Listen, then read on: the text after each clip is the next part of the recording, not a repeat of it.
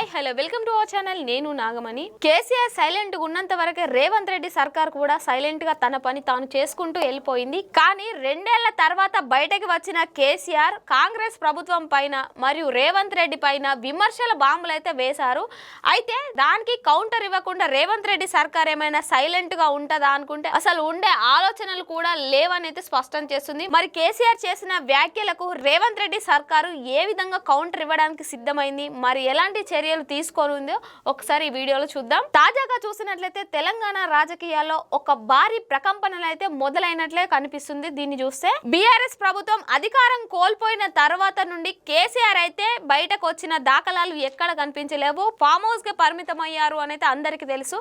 అయితే కేసీఆర్ 2 ఏళ్ల తర్వాత ఫామ్ హౌస్ గడప దాటి బయటకు వచ్చి ఆదివారం రోజు తెలంగాణ భవన్ లో రంగారెడ్డి మరియు పాలమూరుపై వ్యాఖ్యలు చేస్తూ అలాగే రేవంత్ రెడ్డి సర్కార్ పైన కూడా విమర్శలు అయితే గుప్పించారు. వీటన్నింటినీ దృష్టిలో పెట్టుకొని రేవంత్ రెడ్డి సర్కార్ కూడా వాటికి కౌంటర్ ఇవ్వడానికి అయితే సిద్ధమైంది. అది ఏ విధంగా అంటారా, ఫోన్ ట్యాపింగ్ అనే అస్త్రాన్ని అయితే ప్రయోగించడానికి సిద్ధమైనట్లే కనిపిస్తుంది. తెలంగాణలో చూసినట్లయితే గత కొంతకాలంగా నివురు గప్పిన నిప్పులాగా ఉన్నటువంటి ఫోన్ ట్యాపింగ్ కేసు అయితే ఇప్పుడు క్లైమాక్స్ దశకు అయితే చేరుకున్నట్లే కనిపిస్తుంది. దీన్ని బట్టి ముఖ్యంగా చూసినట్లయితే పాలమూరు మరియు రంగారెడ్డి ప్రాజెక్టులపై కేసీఆర్ చేసిన విమర్శలకు మాటలతో సమాధానం చెప్తే సరిపోదు అన్న విధంగా అయితే ఆలోచించి చేతల ద్వారా సమాధానం చెప్పాలి అన్న ఉద్దేశంతోనే ఫోన్ ట్యాపింగ్ అనే అస్త్రాన్ని అయితే తెరపైకి తీసుకొచ్చింది. ఫోన్ ట్యాపింగ్ అస్త్రాన్ని ప్రయోగించి చట్టపరంగా చట్టానికి ఎవరు చుట్టాలు కాదు అన్నట్లు ఎంతటి అధికారం ఉన్న వ్యక్తి అయినా అతని పైన చట్టపరమైన చర్యలు తీసుకుంటామని అయితే గతంలో రేవంత్ రెడ్డి అయితే మాట్లాడడం జరిగింది.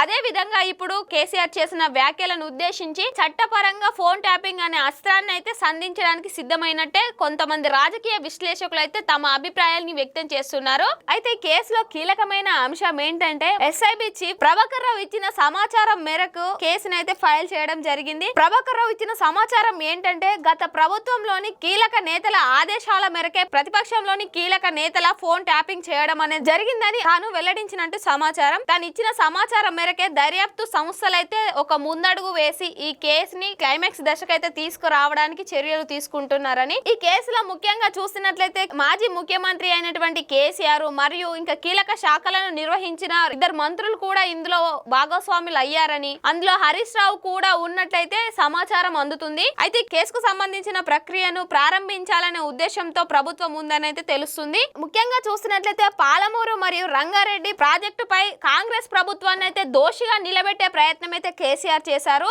కేసీఆర్ చేసిన ప్రయత్నాన్ని తిరిగి కొట్టడానికి రేవంత్ రెడ్డి సర్కార్ అయితే ఈ పాత కేసులను తెరపైకి తీసుకొస్తుందని, బీఆర్ఎస్ ని డిఫెన్స్ లో పడేయడమే రేవంత్ రెడ్డి సర్కార్ యొక్క వ్యూహం అని రాజకీయ విశ్లేషకులు అయితే అభిప్రాయం వ్యక్తం చేస్తున్నారు. అయితే మనం ఇంతకు ముందు కూడా చెప్పుకున్నాం, తప్పు చేసిన వారు ఎంతటి వారైనా వారిని చట్టపరంగా శిక్షించడమే అని గతంలో రేవంత్ రెడ్డి అయితే తెలియజేశారు. అదే విధంగా వారికి నోటీసులను కూడా అందజేయనున్నారని మరియు అదే దిశగా అడుగులు వేస్తున్నారన్న సంకేతాలు అయితే వినిపిస్తున్నాయి. అయితే కేసీఆర్ బహిరంగంగానే స్పందించడం కాకుండా కాంగ్రెస్ ప్రభుత్వంపై విమర్శలు చేయడం రాష్ట్ర రాజకీయాల్లో అయితే ఉత్కంఠత పెరిగింది. అయితే ఇక్కడ చూసినట్లయితే ఒకవేళ నిజంగానే కేసీఆర్ కి నోటీసులు అందిస్తే గనుక రేవంత్ రెడ్డి సర్కారు రాజకీయాల్లో నిలిచిపోతుంది. మనం చూసినట్లయితే ఇప్పుడు బీఆర్ఎస్ నేతలు కూడా ఇప్పుడు రేవంత్ రెడ్డి చేస్తున్న ఎదురుదాడిని తిప్పికొట్టే విధంగా అయితే సిద్ధమవుతున్నారన్న వార్తలు అయితే వస్తున్నాయి. మరి రానున్న రోజులలో ఫోన్ ట్యాపింగ్ కేసు ఎలాంటి పెను తుఫానులు సృష్టించనుందో వేచి చూడాలి.